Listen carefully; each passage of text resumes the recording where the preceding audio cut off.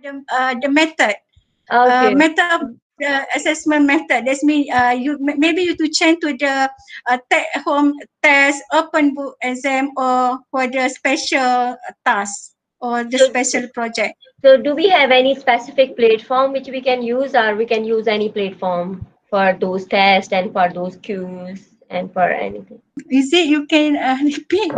I cannot understand what you mean. I mean, for the test to administer, can I use any platform like Google Assessment or quiz assessment sites or My Guru? I mean, there is any specific for me? Yeah. Any can, no? Yeah. You can.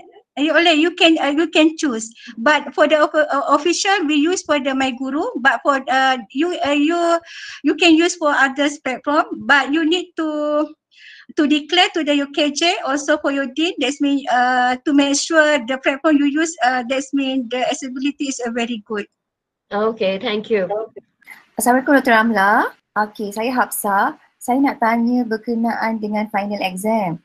Okey, ikut yang lama, performa lama, final exam contohnya buat exam dalam 40%. Kemudian kita boleh ubah kepada take home exam kan? Jadi soalan saya, ada tak macam garis panduan tertentu kalau kita nak buat take home exam, berapa lama jumlah kita boleh dapat balik daripada jawapan tu daripada student, ataupun tempoh tertentu, ataupun ada prosedur tertentu yang akademik sediakan ataupun kita? Betul. Ya, betul Dr. Hafsah. Memang mesti ada satu guideline yang kita follow buat masa ni belum lagi. Tetapi soon akan ada satu guideline, maksudnya proses mengkoordinasikan soalan bila kita prepare, yang itu memang akan ada. Yang itu saya rasa akan diberikan oleh akademik dan juga mungkin pihak-pihak tertentu yang related. Memang akan ada satu garis panduan. Okey, terima kasih Dr. Ramla. Dr. Ramla, sekali lagi saya nak tanya tentang kursus yang melibatkan praktikal. Contohnya, saya ada mengajar kaunseling individu dan pelajar perlu, even tugasan pun mereka ada tugasan yang memerlukan mereka membuat sesi dengan klien. Jadi apabila pelajar dah pulang ke kampung, perkara ni agak terbatas lah bagi pelajar. So ada cadangan tak yang pernah dibincangkan lah mungkin di peringkat PPA bagi kursus-kursus yang melibatkan amali dan sebagainya? Kalau yang klinikal tu dia bersemuka saja ke Dr. Shima, ataupun dia perlu macam mana? Kalau yang sepatutnya lah pelajar jalankan sesi kaunseling bersama klien. Klien ni individu boleh tak macam dia melalui macam hand on macam sekarang ni, bermaksudnya dia bersemuka melalui yang online, maksudnya macam sekarang ni lah, bersemuka online. Dr. Ramla, klinikal tu boleh berlaku tak macam tu? Dr. Ramla, Ya saya. boleh saya jawab? Ya saya. Okey, saya fikir boleh. Disilakan Dr. Jasmine. Saya fikir soalan tu bagus ditanya kepada pihak lembaga kaunselor. Sebab dari segi standard pengajian kaunseling yang tetapkan adalah lembaga kaunselor. Jadi ingat perkara tu kita bincang sebab benda tu melibatkan klinikal. Cuma saya nak tanya satu soalan. Yang face to face tu, siapa yang bagi definisi dari segi aspek face to face tu? Yang kata bahawa webinar ataupun Meet Google ataupun Zoom ini adalah pertemuan bersemuka. Sebab bila kita macam ni kan kita bersemuka dan pelajar boleh secara direct berbincang dengan kita. Maksudnya still bersemuka lah. Tak maksud saya, adakah daripada JPT ke, daripada pihak mana ke, atau kita sendiri yang bagi define tu? Setakat ni saya melalui yang ada pada PPA lah, satu guideline, maksudnya yang ni kita dikatakan sebagai bersemuka. Okey. Saya rasa daripada Meta pun berkata ini adalah bersemuka. Kod daripada MKN, Majlis Keselamatan Negara, dia kata ini adalah bersemuka. Boleh jadi macam tu ke? Saya take note soalan doktor dulu. Saya nak pasti, tapi memang daripada kami punya guideline memang kita kata kalau macam Viva macam ni bersemuka lah kan. Maksudnya kita boleh bertanya macam dalam kelas lah. Kita cuma dia punya keadaan sahaja yang berbeza. bermaksudnya kita mengajar tapi student berada di rumah dia dan dia boleh bertanya soalan. Itulah diketerikan bersemuka lah, tapi kita letak others. Dia bukan face to face yang secara konvensional. Saya nak jawab yang Dr. Jazimin tanya tadi. Okey, boleh. Silakan doktor. Sebenarnya kita ada dua cara. Satu secara synchronize tu. Satu lagi asynchronized. Ini mungkin asynchronized, ya. So apa yang Dr. Zamin tanya tu kita boleh rujuk kepada dua cara lah yang telah dibentangkan oleh Dr. Syakirah secara asynchronized dan synchronized. Mungkin Dr. Hafiz boleh menjelaskan dengan lebih lanjut perbezaan dua cara ni lah. Betul lah tu apa yang Dekan bagi tahu, bermaksudnya synchronous bermaksudnya kita melalui online bersemuka secara online. Bermaksudnya asynchronous maksudnya macam contoh kita buat pre-recording, itu adalah asynchronous. Maksudnya dia nak kata dia online tapi dia sebagai offline. Doctor, I'm sorry, I have another question. The student who are staying right now here in university and Taman Batra and Tanjung Malim, currently there is announcement they can go back. So they are just like, indecisive if they will go back and the classes will start and they had problem at home. So it will be not beneficial for them. But if the classes will not start from 2nd June and then they will not go back, then it will be not good decision for them too. So they are asking what they should do.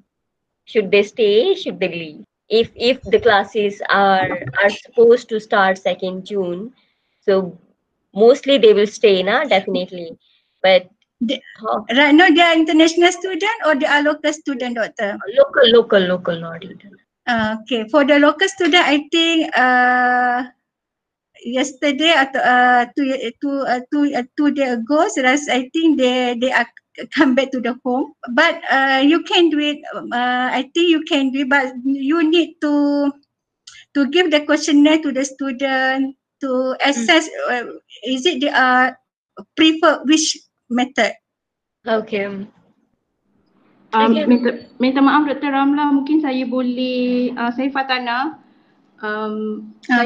Silakan. Saya boleh rephrase soalan Dr. Asma tadi, sebab student yang bertanya tu sebenarnya student kami, dia student dari Sarawak. So sekarang ni student dia di Bahtera. Kalau ikutkan maksudnya majority student semua balik. Cumanya untuk student ni dia sebab dia di Sarawak, so dia tak boleh nak keputusan sama ada dia balik ataupun tak. Dan tak ada official announcement. Lepas tu dia takut kalau dia balik di kampung dia tak dapat akses internet. Dan juga sekarang ni kalau di Bahtera pula katanya semua housemate dia balik, dia hanya tinggal 2 orang saja yang tak balik. Jadi dia ada undecided lah nak buat keputusan kat situ. Oh, yang tu Dekan boleh tolong jawab kot. Kalau kita memanglah kita mengalukan kalau dia tak ada masalah tak payahlah balik, sebab kalau dia balik dia ada masalah segi accessibility internet, right? Tapi kita tak boleh juga menahan dia daripada balik. Cuma dia kena fikir kalau dia ada masalah internet dekat kawasan pendalaman, tapi kita still sebagai pensyarah walaupun dia ada masalah seperti itu, kita tetap meraihkan dia. Bermaksudnya kita tak boleh kata dia cuma 2 orang tapi orang lain semua boleh online dan kita orang kata letak dia di tepi. Tak boleh ya. Bermaksudnya mungkin kita consider dia tetapi kita bagi dia pendrive. Bermaksudnya the whole lecture kita tu kita bagi dia pendrive dan dia boleh belajar sendiri. After that dia ni. Terima kasih. Hello, excuse me, Doctor. Sama. Hello. Ya. Dr. Muhammad. Yeah, hello. Muhammad is here. Okay. Okay. Yeah. You mentioned the questionnaire to be sent to the student. Will you provide the questionnaire or the coordinator will draft the questionnaire by themselves? Do you have any standard questionnaire to be given to the student? Right now, we have, it's not standard. That means we have the basis for the questionnaire. For example, we ask about the punya bandwidth.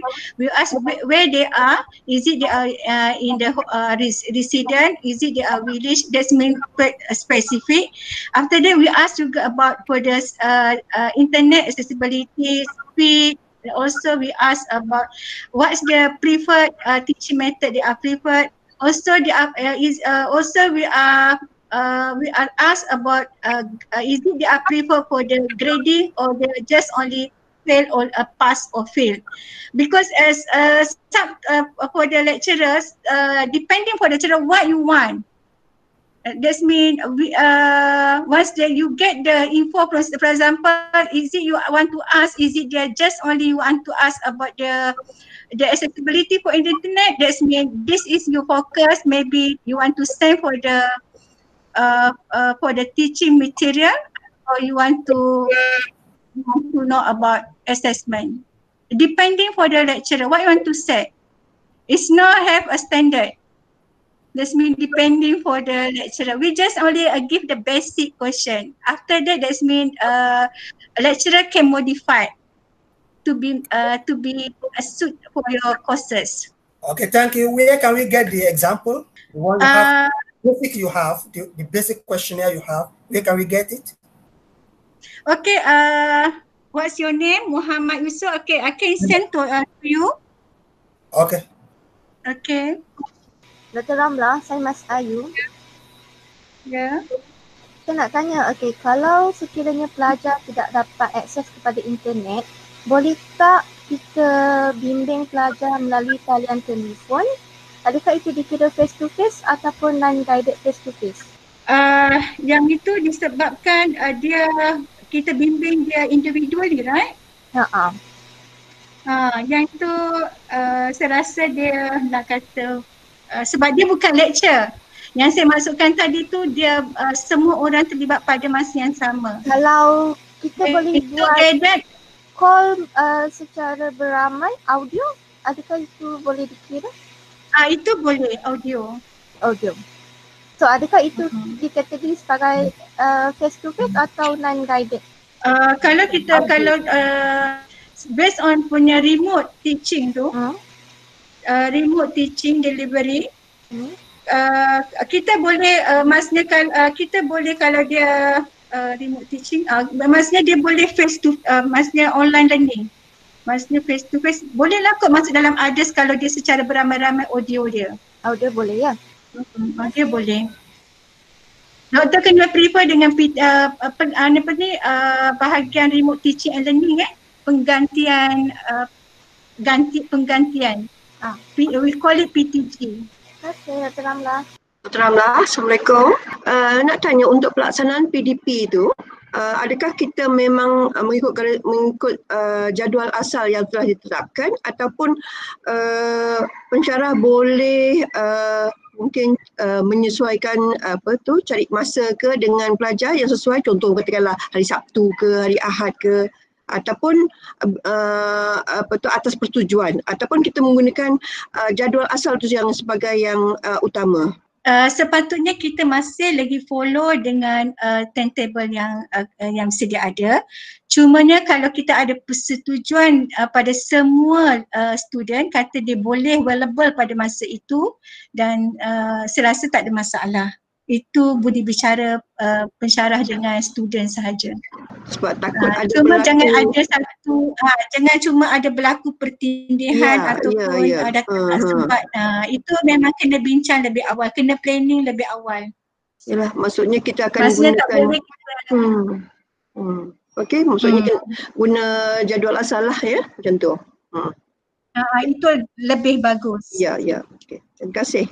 Saya ucapkan berbanyak terima kasih atas kerjasama kesudian untuk bersama dalam taklimat pengemas kinian performa.